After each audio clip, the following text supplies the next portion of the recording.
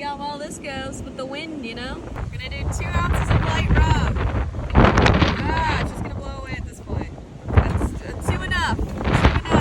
2 ounces of dark rum. Oh, blown away. Half an ounce of OJ, baby. That was gonna blow away.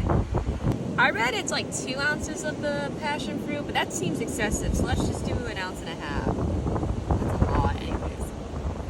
1.5 ounces. Woo. Then when you do 1 ounce of, or I think I did 3/4 lime juice, 3/4. Woo-woo! Bar spoon of grenadine, but I think it's gonna blow away. Oh, that's more than a bar spoon. Whatever. Can't forget your ice. So let's ice it up, y'all. God, I'm covered in sand.